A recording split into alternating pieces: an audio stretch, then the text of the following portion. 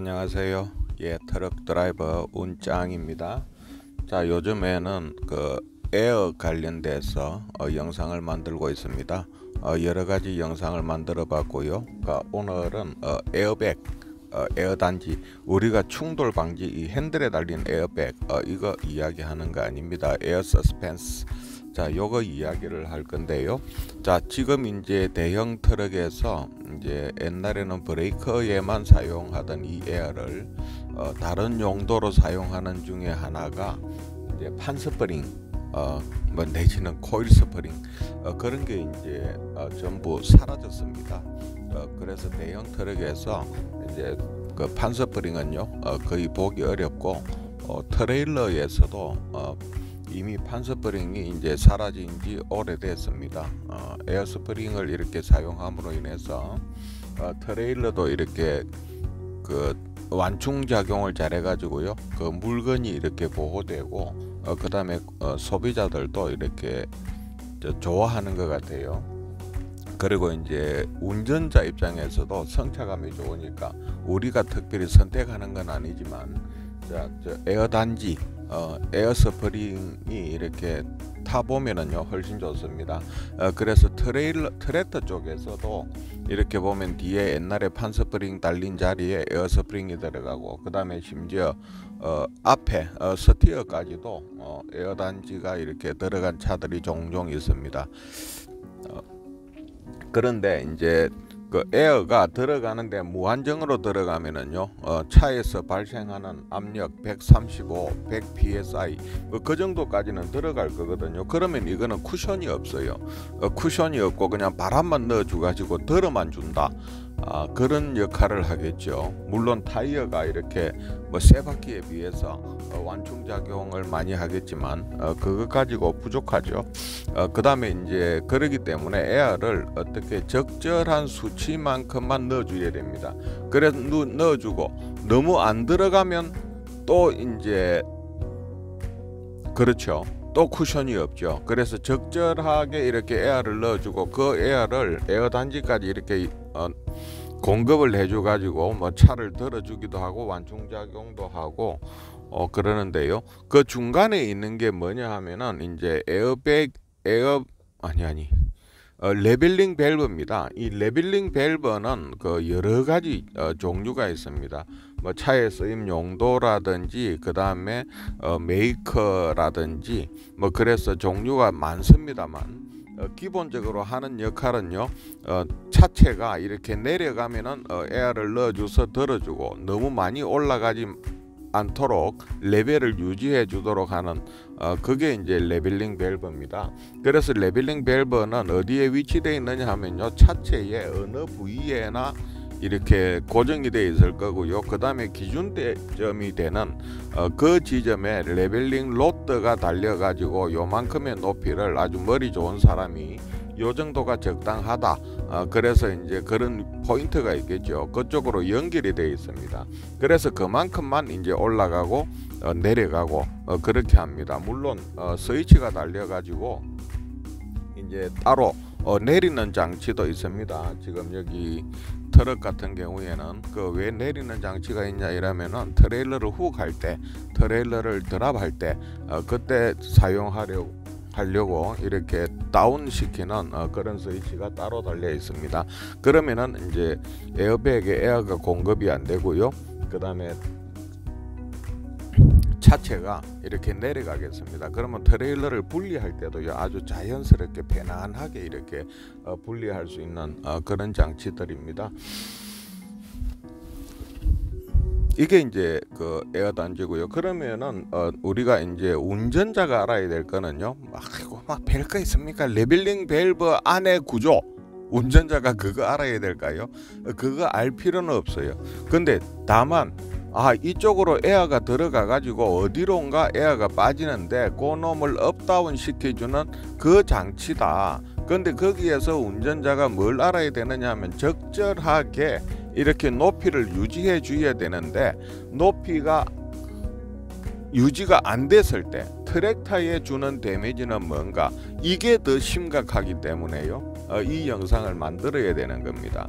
자, 에어 단지가 내려간 상태에서 에어백이 이렇게 찌그러진 상태, 자, 요런 상태에서 주행을 하게 되면은요, 우리가 흔히 말하는 옛날에 프로펠러 샤프트라고 말하기도 하고요, 뭐 드라이버 샤프트 뭐 이렇게 말을 하기도 하고, 그 다음에 다른 우리가 쓰는 그 말이 있었는데, 예, 하여튼 드라이버 샤프트, 거기에 이래 보면 이게 일자가 아니고 중간에 이렇게 유니버셜 조인트가 들어가죠. 이렇게 관절처럼 꺾이게 되어 있는데 이게 일자가 되어 줘야 됩니다. 근데 요게 어떻게 각도로 꺾여 가지고 45도 30도 뭐 이렇게 해 가지고 그 180도를 유지를 못 하고요, 꺾여 있다 이러면은요, 차가 주행 중에 서행으로 이렇게 잠시 뭐 10m 20m 갈 때야 이게 작동을 잘하겠죠. 근데 이거를 100km, 200km, 500km, 1000km 그런 상태로 이렇게 조인트가 꺾인 상태로요, 이렇게 주행을 하게 되면 유니버셜 조인트 십자 베어링이라고 이렇게 말하는데, 그게 데미지를 입을 수 있어요. 물론 구리스는 쳤다고 가정하더라도요, 구리스가 없으면 이거는 뭐 조인트가 일자로 되어 있다 하더라도 그냥 가다가 열에 이렇게 녹아 내릴 겁니다. 자, 그렇기 때문에 운전자가요, 이거를 잘 봐야 됩니다. 그래서 보통은 레벨링 밸브가요, 그 옆으로 밸브에 달려 있는 그 로드는 일자로 이렇게 수평으로 이렇게 되어 있습니다. 수평을 유지하고 있고요. 그 수평에서 약간 그 로드 쪽이 위로 올라간다면은요, 에어가 들어가야 되고, 그 다음에 에어백이 쭉 올라가면 어딘가에 연결되어 있으니까 에어백이 더 팽창하면 로드는 밑으로 내려가겠죠. 그러면 에어를 빼야 됩니다. 그런 작용을 하는 건데, 이제 하다가 보면은요, 그 레벨링 밸브 로드 밸브의 자체에 달려 있는 거는 이거는 이제 부러지지를 않더라고요. 근데 다른 어떤 차체에 연결되어 있는 레벨링 밸브 로드, 이거는 이제 잘 부러져요.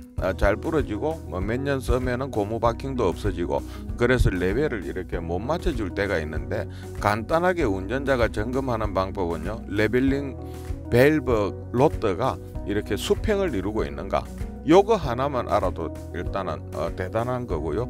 그 다음에 이제 레벨링 밸브가 어디에 달려 있나, 그것도 이제 차별로 다른데, 이제 볼보 같은 경우에는 핍스힐 밑에 달려 있고요. 조금 전에 프레이터 라이너도 보니까 핍스힐 밑에 달려 있네요. 망장 밑에, 예, 거기 달려 있고, 캐노스 같은 거, 피터빌트 같은 경우는요, 맨 뒤에 달려 있어요. 맨 뒤에 디퍼런셜 샤프트 위에 그쪽에 달려 있습니다. 그래서 그 기준점이 있죠. 근데 이게 이제 운전자가 보는 거는요, 이 로드가 차체에 어디에 잘 연결되어 있나 안 돼 있나, 그 기준점이 되는, 그게 톡 부러졌을 때, 예, 그때는 트레일러가 안 올라가겠죠. 뭐 트럭도 물론 안 올라가겠죠. 트럭은 안 올라가면 일단은 레벨링 밸브를 잘 봐야 되고요. 그 다음 이제 그 경우에는 레벨링 밸브가 이것도 역시 스위치가 있어서 업다운 하는 스위치가 있습니다. 그것도 운전자가 기본적으로 확인을 해야 되고, 그 다음에 트레일러가 안 올라가는 것 같아? 그러면 제일 먼저 우리가 체크하는 거는요, 레벨링 밸브입니다. 레벨링 밸브 로드가 잘 부러지기 때문에 레벨링 밸브를 제일 먼저 확인을 하고요. 물론 에어라인을 정상적으로 연결했다고 보고, 그 다음에 이제 그래도 안 올라간다 그러면 에어탱크에서 컨트롤 밸브로 넘어가는 이 트레일러 쪽으로 에어를 못 넣어주거든요. 그럴 때마다 우리가 다 풀어가지고 에어가 나오나 안 나오나 확인할 수가 없어요. 그럴 때는 이게 트레일러 에어탱크 쪽에 에어가 안 들어가는가 봐. 에어가 들어가는 것 같은데, 이는 다음 시간에 할게요. 속도가 뭐 늦다든지 아니면 브레이크가 안 듣는다든지 뭐 그런 것도 있습니다. 자, 그래서 이 에어백은 높이를 유지시켜줘야 완충작용도 잘하고요, 운전자가 운전하는데 성차감도 좋습니다. 그 결함을 발견하는 거는요, 중간에 가다 보면 에어가 새면 에어 새는 소리가 나겠죠. 막힌 거는 운전자가 찾기는 참 어렵습니다. 실제로 뭐가 나와야 뭐 알지, 나오지를 않는데 어떻게 찾습니까?